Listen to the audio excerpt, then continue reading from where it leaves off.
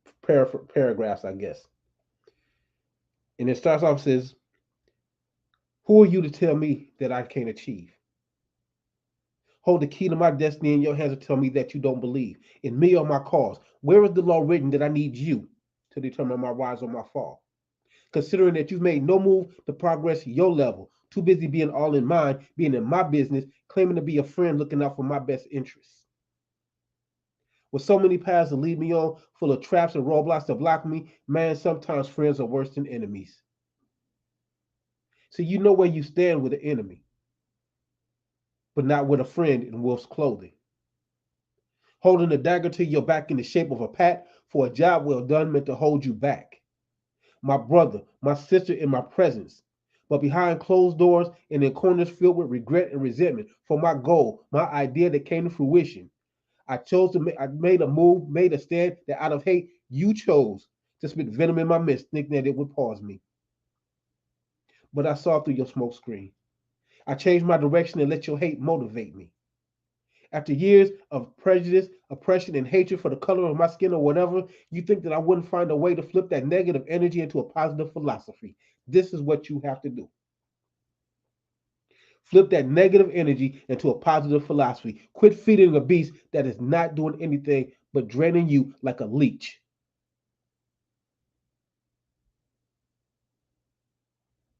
Make your stand. Make your move for your goal, your idea. Bring it into fruition because if they're going to hate you, they're going to hate you regardless because you're not going to win that battle. They're going to hate you because you're doing it. They're going to hate you because you quit doing it. They're never going to be satisfied. They're always going to find something to nitpick. Stop feeding the beast. When they say starve a cold, feed a fever, starve a beast and feed your goal. Starve a demon and feed your idea. Starve a hater and feed the hell out of your idea.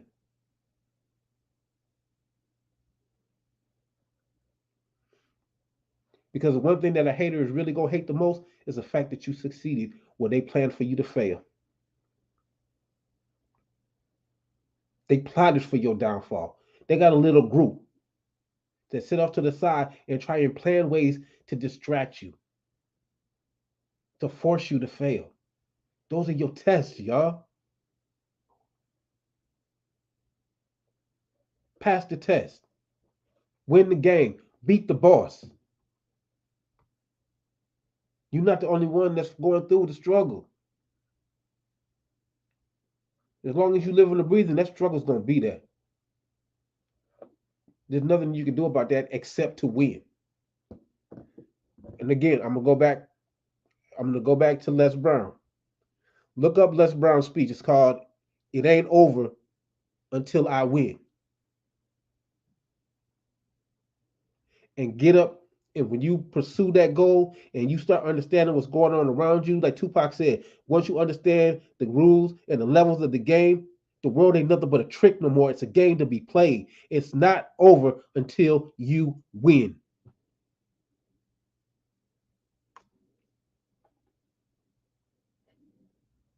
There is no such thing as a clean victory. There is no such thing as a clean win. Because in this world that we live in, it's a dog eat dog, drag you in the dirt, roll around in the mud, fight to get it what it is that you say that you want. And again, I'm not saying to do anything illegal. I'm not saying to do anything immoral. I'm not saying to do anything unethical, but the goal is to win. And the battle is not over. It is not over until you win. Download that speech by Les Brown. I'm going to give you another speech to download. It's called "You Gotta Be Hungry."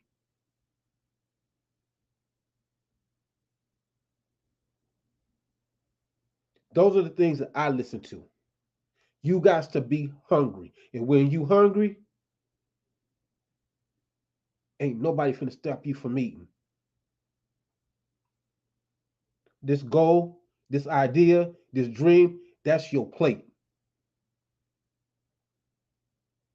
You either gonna fight for your plate or you gonna let some food take your plate.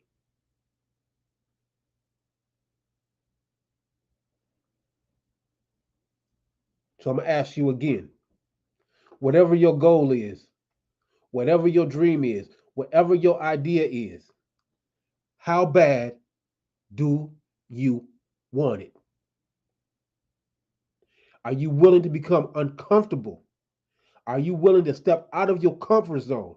Are you willing to do what it is that most people will not do to get what it is that you want to have? Are you willing to do that? Are you willing to, I'm going to quote Hamlet because I like Hamlet. I'm going to quote Hamlet. Are you willing to suffer the slings and arrows of outrageous fortune to get what it is that you say that you want and to do what it is that you have to do to get what it is done?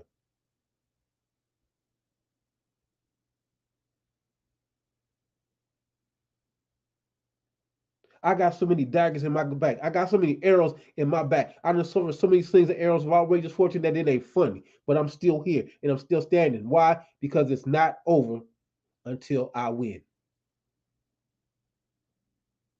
In my music, I've won. I got 9 albums. I've been on 10 compilations. I've had my music featured in 2 movie projects. When people said that I couldn't do it, I did it. People told me that I couldn't do a music video. I've done 4 or 5. Somebody told me that I couldn't do a music video. My very first music video is called Somebody. Go to the next ICON 3 on YouTube. Look up Somebody. All it is behind my background is this sheet right here. This sheet is hanging on something. I forgot what I hung it up on, and I'm standing in front of a microphone and a camcorder in front of me. That was my very first video because somebody told me that I couldn't do it. I took that challenge on and I didn't quit until I won. This is the mentality that you got to have.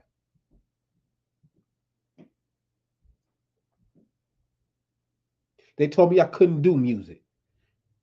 I got 9 albums in the game. I got 4 releases that I've done in the past 6 months. I just got off stage performing last weekend because it's not over until I win. And I've won because I'm still doing it. I became an actor and I've done over a dozen stage plays and movies, web series, short films.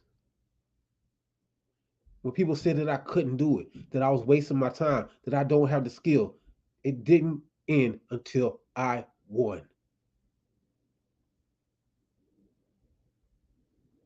I have 5 books to my credit. You think people didn't call me crazy?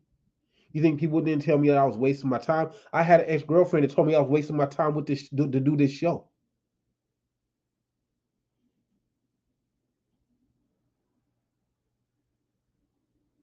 All I did is just push me like, you know what? Because you said I can't do it, I'm gonna do it. It's not over until you win. Step out of your comfort zone. Be willing to do what others won't do to have the things that you say that you want to have.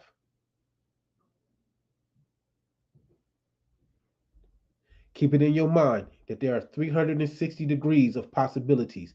Don't focus on the only one degree because if you only focus on the one, you will miss the other 359 degrees of possibilities. And any one of those other 359 possibilities is going to be your win.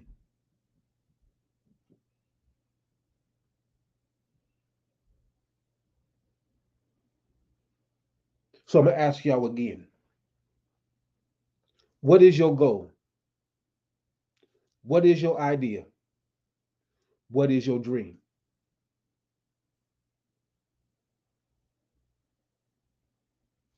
Cement that in your mind. Come up with a plan of action to achieve it. Expect the test. Expect the midterm. Expect the final. Because all of those are going to determine how bad you want it. So as I end out this show, the last question that I'm going to ask you, that I want you to think about on your goal, on your idea, on your dream, I'm going to ask you, how bad do you want it?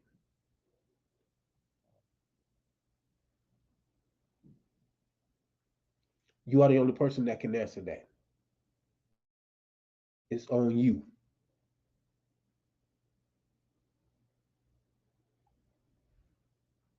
That's my spiel for today. How bad do you want it? Go for your goals. If it seems like it's out of the ordinary, do it. Because you never know what door is going to open. You never know what key is going to be handed to you to unlock that door. Let the people that hate you, let them motivate you. Let them hate. The people that's talking about you, let them talk. Again, they've been talking about Jesus Christ for over 2,000 years, so you in good company.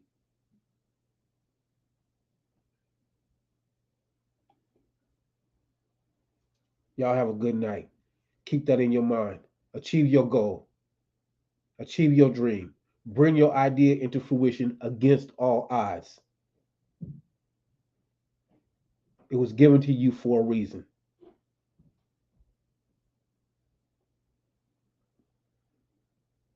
Y'all have a great one. Oh, don't forget the chocolate raspberry experience, February 26th, my sister's place in Stone Mountain.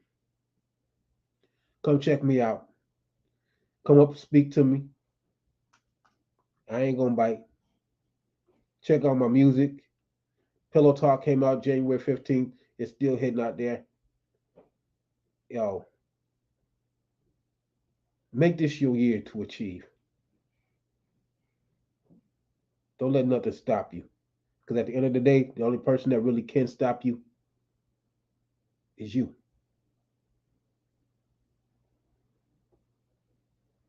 Peace.